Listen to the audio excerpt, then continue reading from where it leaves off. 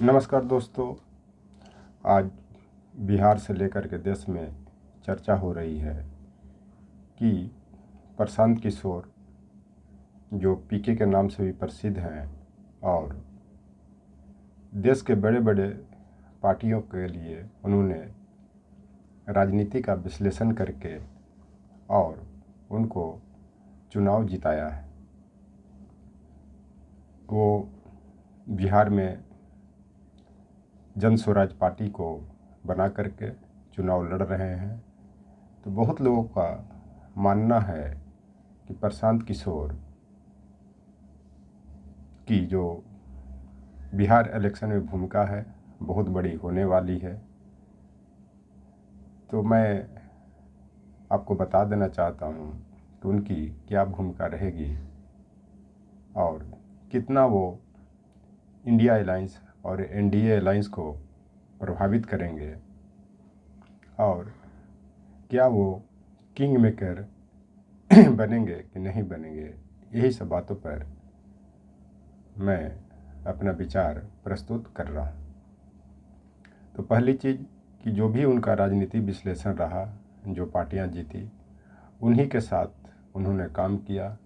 जो जीतने वाला पार्टी थी, चाहे वो बीजेपी हो, चाहे तृणमूल कांग्रेस हो, चाहे नीतीश कुमार हो, चाहे जो भी इस तरह के पार्टियां रहीं।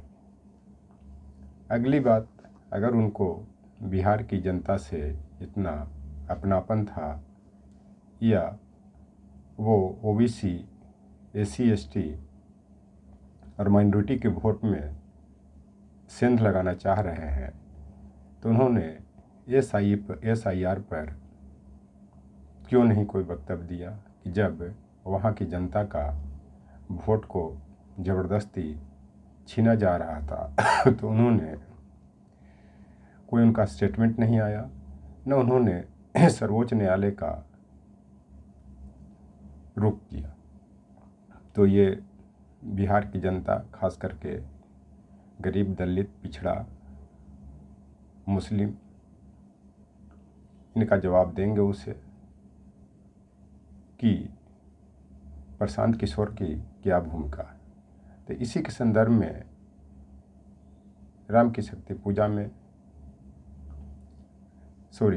कुरुक्षेत्र में रामधारी से दिनकर ने भीष्म पितामह से युधिष्ठिर को कहवाया है कि चुराता न्याय जो रन को ललकारता वही है। नरक उनके लिए जो पाप को स्वीकारते हैं, न उनके लिए कि रन में उसे जो ललकारते हैं। तो एक तरह से प्रशांत किशोर और एनडीए अलायंस के पार्टियों ने ये ओबीसी, पिछड़ा, दलित और मुस्लिम को एक तरह से चुनौती दी है कि मैं एसआईआर के माध्यम से आप लोग का वोट, तुम लोग का वोट मैं समाप्त करना चाहता था। लेकिन इस चुनौती को इंडिया अलायंस के पार्टियों ने स्वीकारा और न्यायालय के माध्यम से और अन्य हथकंडे अपना करके पुनः दलित, ओबीसी, अति पिछड़ा और मुस्लिम को और ख़ास करके वंचित लोगों को मताधिकार का प्रयोग करने के लिए दिया। तो यह तो समय बताएगा कि प्रशांत किशोर जी का क्या रोल है। बिहार के बाद बिहार के संबंध में यह भी कहा जाता है, तो इस संदर्भ में देखा जाए तो जो कुरुक्षेत्र की जो कविता की पंक्तियां हैं वो सही और सटीक साबित हो रहा है, क्योंकि न्याय को जो चुरा रहा था, जो न्याय को चुनौती दे रही थी, खास करके संविधान को चुनौती दे रहा था, बीजेपी की जो बड़े नेता हैं, खास करके अमित शाह जी और मोदी जी, वो भी निर्वाचन आयोग को अपना कठपुतली बना करके उसका जवाब मिल गया है। और वह जवाब इस रूप में मिला है क्योंकि नरक उनके लिए है जो पाप को स्वीकारता है, और सबसे बड़ा पाप होता है किसी का संवैधानिक अधिकार छीनना, मताधिकार छीनना।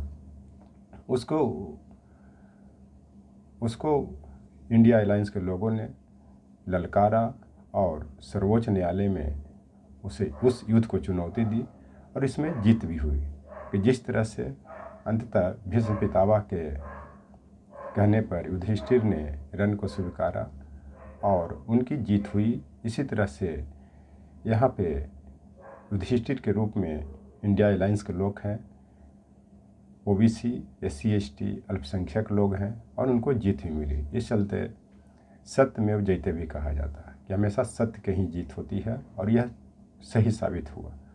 चूँकि सर्वोच्च न्यायालय का जो रोल रहा वो बहुत बड़ा ही रोल रहा। उन्हें दूध का दूध पानी का पानी किया और उस निर्वाचन आयोग को भी पटखनी खानी पड़ी।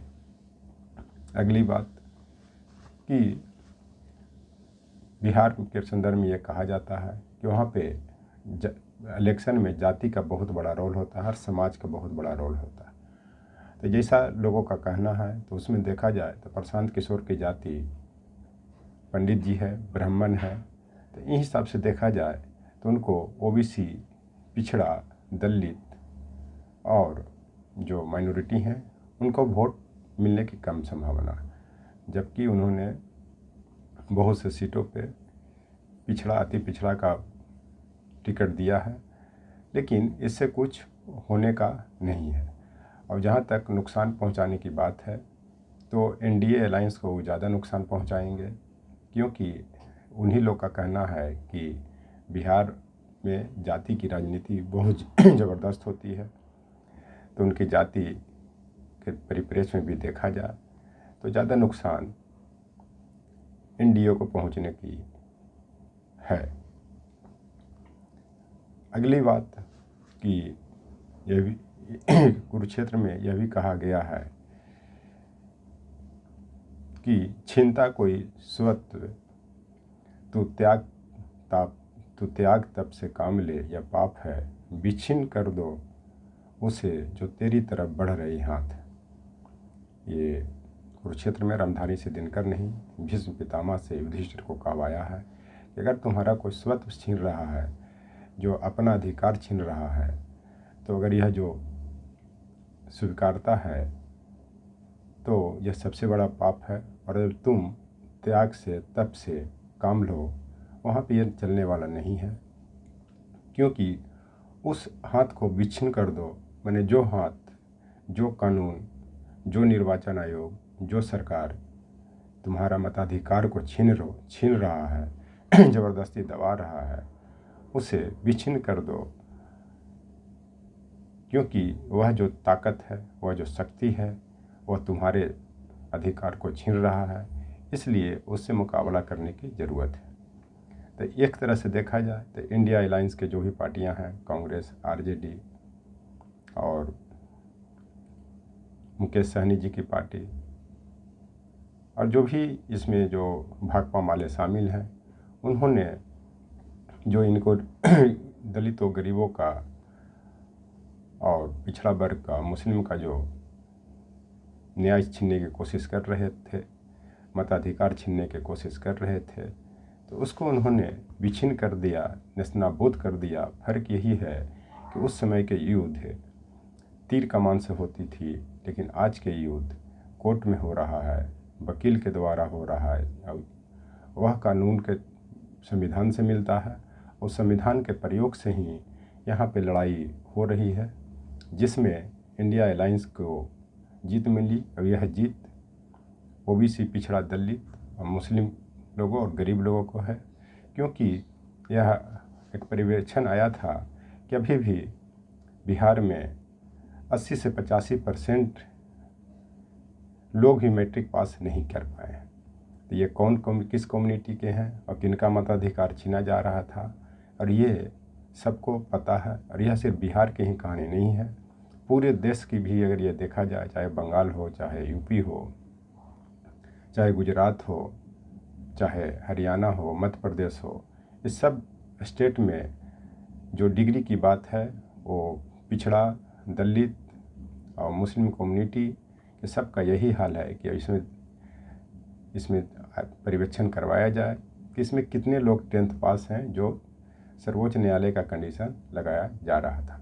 इस तरह से मिला जुला करके मैं यह कहना चाहता हूँ, कि जो प्रशांत किशोर की जो पार्टी जनसुराज है वो ज़्यादातर या अधिकांश क्या कि 99% जो नुकसान करेगी एनडीए अलायंस की करेगी और वो आने वाले चुनाव का रिजल्ट बताएगा।